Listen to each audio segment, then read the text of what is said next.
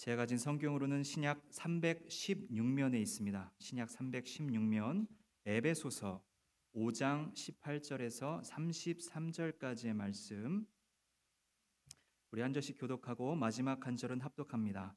술 취하지 말라. 이는 방탕한 것이니 오직 성령으로 충만함을 받으라. 이 마음으로 주께 노래하며 찬송합니다. 범사에 우리 주 예수 그리스도의 이름으로 항상 아버지 하나님께 감사하며, 아내들이여 자기 남편에게 복종하기를 주께 하듯 하라.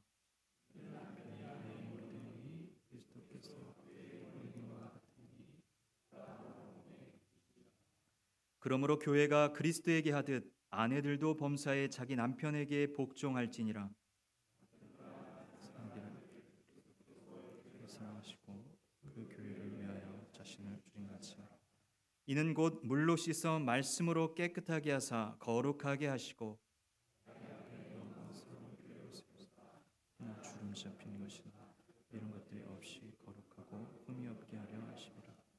이와 같이 남편들도 자기 아내 사랑하기를 자기 자신과 같이 할지니 자기 아내를 사랑하는 자는 자기를 사랑하는 것이라.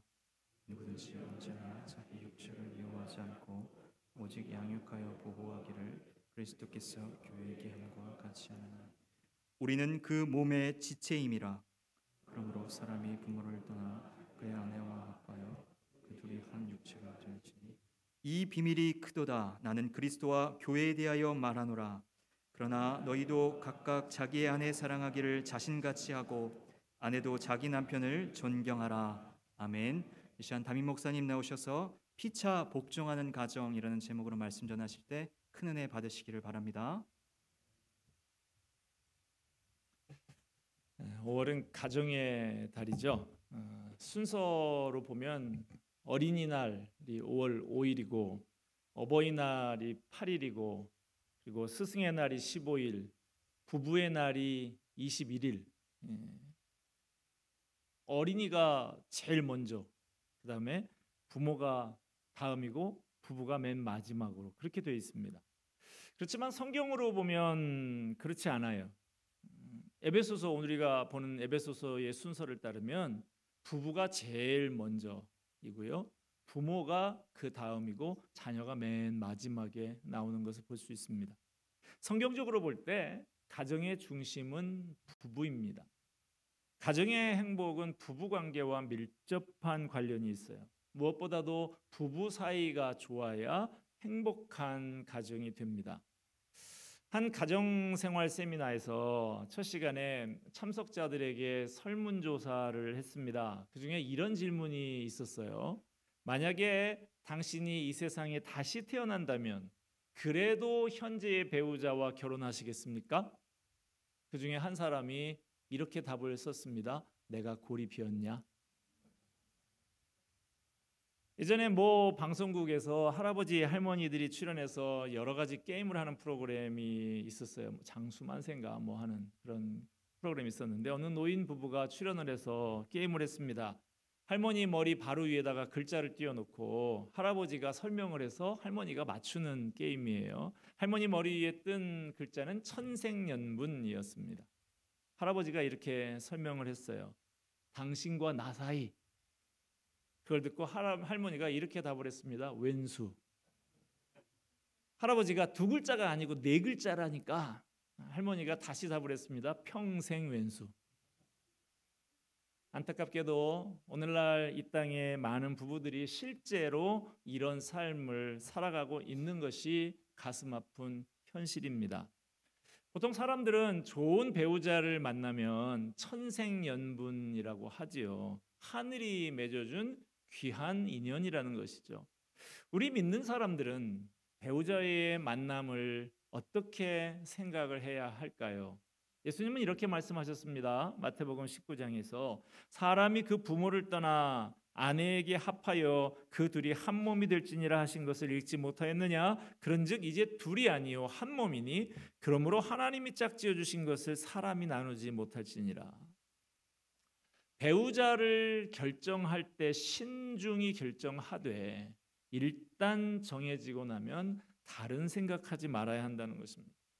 이 사람이 하나님이 내게 짝지어 주신 사람으로 알고 평생 감사하면서 살라는 거예요. 예수님은 우리 부부가 다시 태어나도 한 가정을 꾸미기 원할 만큼 서로 사랑하는 부부가 되기를 원하십니다. 평생 왼수에서 천생연분으로 회복되기를 원하십니다. 어떻게 해야 이렇게 될 수 있을까요? 오늘 본문 18절에 보면 성령 충만을 받아야 한다라고 말씀하십니다. 미국의 어느 한인교회의 장로님이 한국 드라마를 보셨대요. 사극 드라마였는데 토요일 아침부터 보기 시작해서 하루 종일 너무 이게 재밌어서 하루 종일 봤답니다. 그런데 어느 날 그 다음 날 이 장로님께서 대표기도 순서였어요. 예배를 시작하자마자 어제 하루 종일 드라마를 봤으니 졸음이 막 쏟아지는 걸 억지로 참으면서 기도하는 자리에 섰습니다. 하나님 아버지, 그 다음에 감사합니다 그러려고 했는데 자기도 모르게 엉뚱한 말이 튀어나왔답니다. 황공무지로소이다. 그분에게는 드라마가 충만했던 거예요. 그분 속이 드라마로 가득 차서 건드리기만 하면 속에 있는 드라마가 튀어나오는 것이죠. 성령 충만도 마찬가지입니다. 내 속에 성령님으로 가득 차면 살짝 건드리기만 해도 속에 있는 성령님이 터져 나오는 것이죠. 오늘 본문 말씀은 성령 충만을 술 취한 것에 견주어서 말하고 있어요. 술이 충만하면 술이 사람을 지배하죠. 혀가 꼬부라지고 말도 몸도 내 마음대로 잘 가누지를 못하게 되죠. 마찬가지로 성령이 충만하면 성령님께서 나를 지배하십니다. 나를 하나님의 기쁘신 뜻대로 마음껏 사용하십니다. 내 언어가 바뀌고 행동이 바뀝니다. 저와 여러분, 우리 모두가 다 성령으로 충만하기를 소원합니다. 성령님께서 우리를 다스리시고 주님의 기쁘신 뜻대로 마음껏 사용하시기를 바랍니다. 우리가 성령 충만하기를 원한다면 성령 충만을 소원하고 구해야 되겠죠. 그러나 무작정 성령 충만하게 해달라고 기도하는 것만으로는 부족합니다. 성령 충만한 상태가 구체적으로 어떤 것인지를 알고 그걸 바라보면서 기도해야 합니다. 어느 학생이 전교 1등 하고 싶어요. 어떻게 해야죠? 책상 앞에다가 전교 1등 써붙여 놓고 밤새도록 전교 1등 되고 싶다, 전교 1등 되고 싶다 중얼거리고 있으면 되나요? 그래서 되는 게 아니죠. 전교 1등을 하고 싶으면 먼저 전교 1등 하는 아이는 어떻게 사는지 알아봐야 하는 것이죠. 전교 1등 하는 아이는 수학 문제도 풀고 영어 단어도 외우고 열심히 공부합니다. 성령 충만도 마찬가지예요. 성령 충만하고 싶다, 성령 충만하고 싶다 그러고만 있을 것이 아니라 성령 충만한 사람이 어떻게 사는지 알아봐야 하는 것이죠. 하나님께서 오늘 말씀을 통해 성령 충만한 사람이 어떻게 사는지 알려주십니다. 성령 충만하면 이렇다고 구체적인 그림을 그려주시는 거예요. 성령 충만한 사람은 어떤 사람이냐? 19절 말씀에 시와 찬송과 신령한 노래들로 서로 화답하며 너희의 마음으로 주께 노래하며 찬송하며. 성령 충만한 사람은 찬송하는 사람입니다. 여러분, 성령 충만하셔서 입술에 찬송이 끊이지 않는 사람 되시기 바랍니다.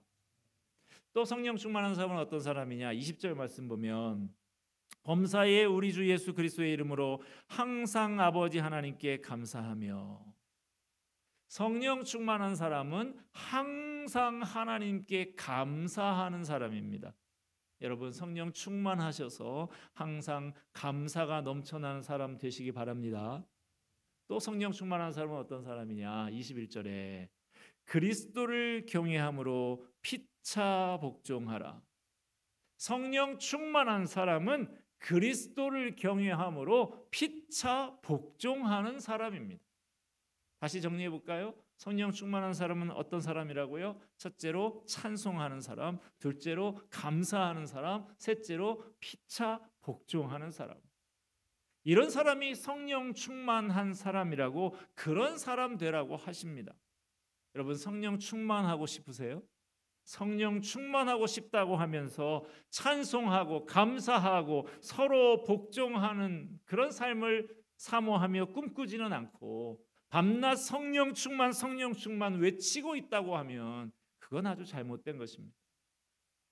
오늘 본문 에베소서에서는 성령 충만함으로 피차 복종하는 삶이 구체적으로 어떤 것인지 세 가지 관계를 예로 들어서 설명하고 있습니다. 첫째는 오늘 본문에 나오는 부부간의 관계이고, 그 다음 6장으로 넘어가서 부모와 자녀의 관계, 그리고 그 다음 노사 관계를 예를 들어서 설명하고 있습니다. 이 세 가지 관계는 우리가 이 땅에 살면서 경험하는 가장 중요한 인간 관계들입니다. 이 관계에 성공하면 우리의 삶은 성공적인 삶이 되는 것이죠. 그 중에서 오늘은 가장 먼저 언급되고 있는 부부관계에 대해서 살펴보려고 합니다. 성령 충만한 부부는 어떻게 사는 것인지 오늘 본문은 가르쳐주고 있습니다. 오늘 말씀은 하나님께서 가정에 대해서, 특별히 부부관계에 대해서 그려놓으신 설계도예요. 집을 지을 때 설계자가 설계한 대로 지어 나가야 집을 제대로 지을 수가 있지요. 마찬가지로 가정의 창설자이신 하나님의 설계에 따라서 가정을 세워 나가야 제대로 된 행복한 가정을 세울 수 있는 것입니다. 오늘 본문의 말씀을 통해서 알게 되는 하나님께서 설계하신 성령 충만한 가정은 한마디로 말하면 피차 복종하는 가정입니다. 같이 한번 따라서 해봅시다. 피차 복종하는 가정. 어느 일간지에서 결혼 정년기의 여성들에게 설문을 했는데요, 절반 정도가 연하의 남편을 원한다라고 하는 통계가 나왔답니다. 그 이유는 그래야 내가 가정의 주도권을 쥐기 쉽기 때문이래요. 하나님께서 창조하신 거룩한 가정이 권력 다툼, 주도권 다툼의 장이 되어버린 것입니다. 하나님께서는 일찍이 아담에게 하와를 아내로 짝지어 주시면서 돕는 배필이라 그러셨어요. 이 돕는다는 단어에 대해서 많은 오해가 있습니다. 돕는 배필을 소위 시다발이라고 이해를 하는 거예요. 시다발이 조수, 졸개 이런 뜻을 가진 일본 말이죠. 많은 남편들이 하나님께서 아내를 돕는 배필이라고 하셨다고 아내를 시다발이라고 생각을 합니다. 물론 현실적으로는 여러 가지 이유로 그 반대로 살고 있는 경우도 있지만요, 적어도 마음속으로는 그렇게 생각하지 않는 사람이 많이 있는 것 같아요. 그러나 아내는 결코 남편의 조수나 졸개가 아닙니다. 이 돕는다라고 하는, 에제르라고 하는 말에 성경 용례를 찾아보니까요, 창세기 2장 18절에서만 인간에게 사용이 됐고요, 나머지는 전부 다 하나님의 활동을 묘사할 때 사용되고 있어요. 우리를 도우시는 하나님을 나타낼 때 쓰는 표현이 이 돕는다라고 하는 표현인 것입니다. 하나님은 당신께서 친히 하고 계시는 도우시는 사역을 사람에게 부탁하고 계시는 거예요. 그러므로 아내는 결코 남편보다 못한 시다바리가 아닙니다. 우리 가정에서 남편의 부족한 면을 도와주는 하나님의 대리자 역할을 아내가 하고 있는 것입니다. 여성의 지위와 관련해서 하나님의 천지창조 기사를 눈여겨볼 필요가 있는데요, 하나님께서 엿새 동안 천지 만물을 창조하셨죠. 하나님이 만물을 창조하신 순서가 대략 이래요. 먼저 빛과 물과 그리고 하늘과 땅을 만드십니다. 그 다음에 그 기초 위에 식물을 만드시고 그 다음이 동물입니다. 맨 마지막으로 사람을 만드셨어요. 이와 같은 하나님의 창조 순서에 중요한 의도가 담겨 있는데, 하나님께서 땅을 먼저 창조하신 것은 그 다음에 창조하실 식물을 위함이요, 땅과 식물을 창조하신 것은 그 다음 창조하실 동물을 위함이요. 땅과 식물과 동물을 창조하신 것은 그 다음에 창조하실 사람을 위한 거였어요. 이렇게 보면 하나님께서 더 중요한 것을 더 나중에 창조하셨다는 것을 알 수 있습니다. 이런 관점에서 생각해 볼 때 하나님이 창조하신 것 중에서 가장 중요한 피조물은 가장 나중에 창조한 것이 되겠죠? 그게 뭐죠? 여자예요. 남자, 사람이 마지막인데 사람 중에서도 남자가 먼저고 여자가 나중이라. 이처럼 하나님이 창조하신 순서를 살펴봐도 여성에게 쓰이고 있는 이 돕는다는 단어의 용례를 살펴봐도 여성은 결코 남성보다 열등한 존재가 아닙니다. 그럼에도 불구하고 지나온 역사를 보면 여성들이 억압적인 가부장제 아래서 학대와 착취를 당해 온 것이 사실입니다. 이 점에 대해서 우리 남성들이 뼈아픈 반성이 있어야 하는 것이죠. 남성들이 여성들에게 이렇게 하니까 여성들도 툭하면 투쟁을 통해서 상황을 역전시키려고 합니다.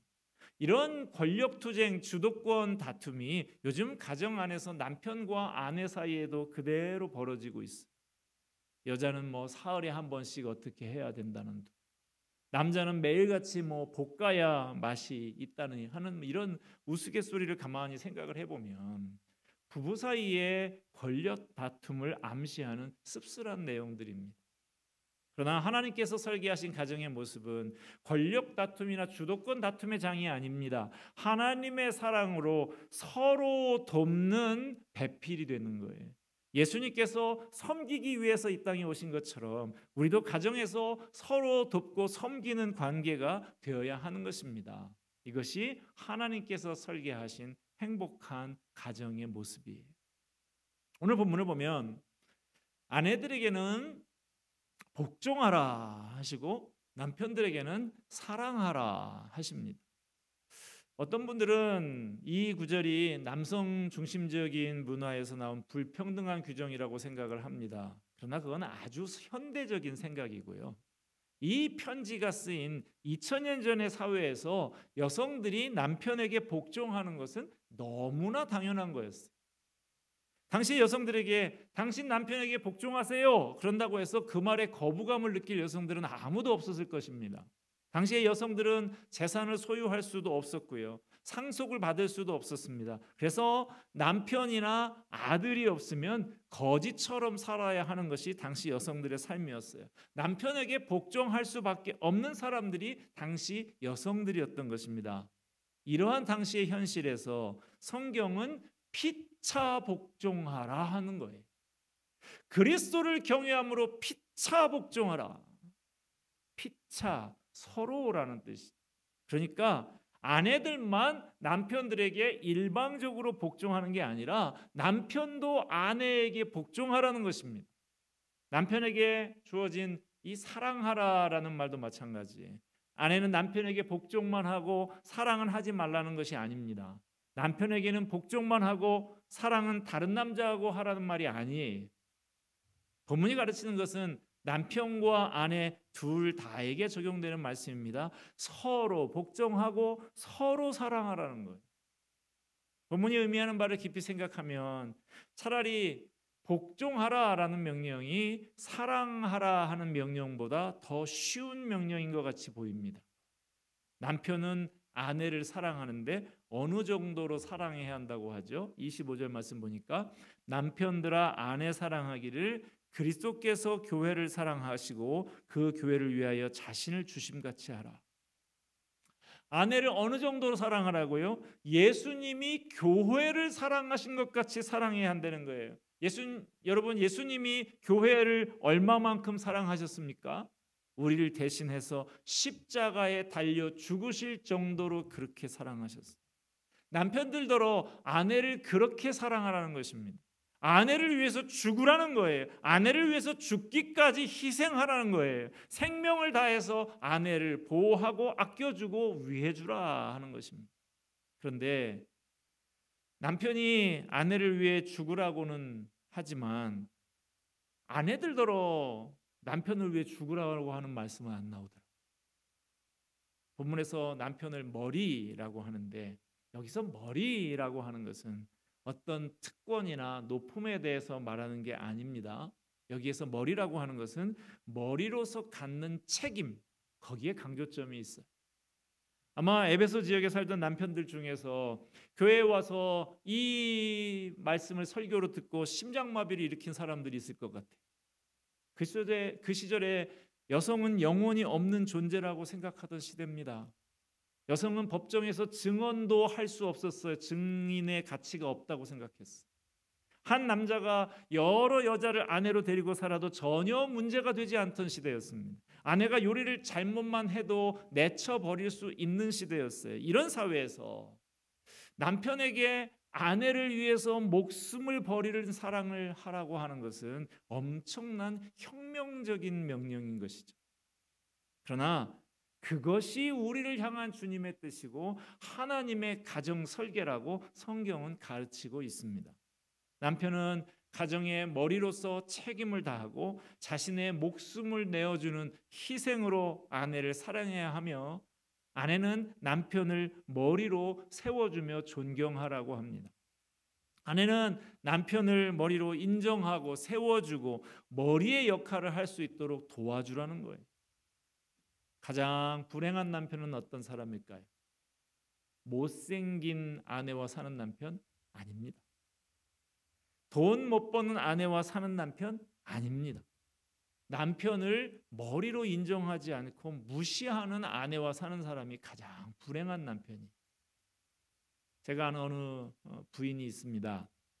참 이분이 똑똑하고 품이 있고 자기 관리도 철저하게 하는 분이에요. 좋은 대학을 나왔습니다. 자녀들도 남들이 부러워할 만큼 공부를 잘해요. 남편 뒷바라지도 누구 못지않게 잘하는 분이었어요. 그런데 웬일인지 그 남편이 그만 바람이 났습니다. 뒷조사를 해보니까 참 자존심이 상하고 속이 상하는 건 남편이 자기보다 더 예쁘고 세련된 여자에게 빠진 게 아니라 자기보다 여러모로 훨씬 더 못한 여자한테 푹 빠져서 그러고 있는 거예요. 그런데 이 부인의 경우에만 그런 게 아닙니다. 이런 경우들을 보면 되게 비슷해. 자기 부인보다 한참 수준이 떨어지는 여자에게 푹 빠져서 헤어나오지 못하는 경우가 많아요. 물론 남자의 잘못이 훨씬 크지요. 남자가 지금 복에 겨워서 정신을 못 차리는 것이죠. 아니, 그 내연녀가 살림을 삽니까? 애를 키웁니까? 뭐 보살피는 것도 없고 책임질 일도 없잖아요. 그냥 아무 부담 없이 웃고 즐기면서 남자의 혼을 빼고 지갑을 빼먹는 것이죠. 그걸 모르고 이 멍청한 사람이 망하는 길로 빠져 들어가는 거예요. 그런데 한편으로는 이런 면이 있습니다. 대개 그런 남자들은 아내에게 인정을 받지 못하는 남자들인 경우가 많아요. 자기 아내가 똑똑하고 능력이 있고 살림도 잘하고 아이들도 잘 키우고 아주 완벽해요. 그런데 자기는 그런 완벽하고 빈틈이 없는 아내가 힘에 겹고 숨이 막히는 거예요. 남편 입장에서는 자기 나름대로 열심히 산다고 사는데 아내는 그런 자기를 인정해주지 않고 계속 다그치는 거예요. 그런데 다른 여자를 만나보니까 늘 자기를 칭찬해주고 인정해주고 속에는 다른 뜻이 있는지 모르지만 거기에 그렇게 푹 빠지는 거예요. 아내된 여러분, 남편이 좀 부족할 수도 있습니다. 아니 뭐 한 게 있어야 인정을 해주고 대접을 해주지 그러는데요. 그렇지 않습니다. 부모가 부모 노릇을 제대로 해야만 부모인 게 아닌 것처럼 남편이 머리 노릇을 잘 못해도 머리는 머리입니다. 남편이 머리 노릇을 잘 못해서 머리 대접을 받는 경우도, 머리 노릇을 잘해서 머리 대접을 받는 경우도 있습니다만, 오히려 먼저 아내가 지혜롭게 돕는 배필을 역할을 하면서 남편을 세워줄 때 남편이 머리의 역할을 하게 되는 경우도 많습니다. 말씀을 맺고자 합니다. 오늘 본문에서 성령으로 충만함을 받으라라고 합니다. 우리 모두 다 성령으로 충만하기를 바랍니다. 성령님께서 우리를 다스리시고 하나님의 기쁘신 뜻대로 마음껏 사용하시기를 바랍니다. 하나님께서 설계하신 성령 충만한 가정은 피차 복종하고 서로 사랑하는 가정입니다. 오늘 말씀 그대로 부부간에 피차 복종하고 사랑하는 성령 충만한 가정, 하나님이 기뻐하시고 풍성한 복을 부어주시는 가정을 만들어가는 저와 여러분이 되기를 주님의 이름으로 축원드립니다. 기도하겠습니다. 은혜와 사랑이 풍성하신 하나님 아버지, 성령 충만한 가정 되기를 원합니다. 피차 복종하고 서로 사랑하는 가정 되게 하여 주시옵소서. 그리하여 하나님이 기뻐하시며 풍성한 복을 마음껏 부어주시는 가정 만들어가는 우리 모두가 되게 하여 주시옵소서. 예수 그리스도의 이름으로 기도하옵나이다. 아멘.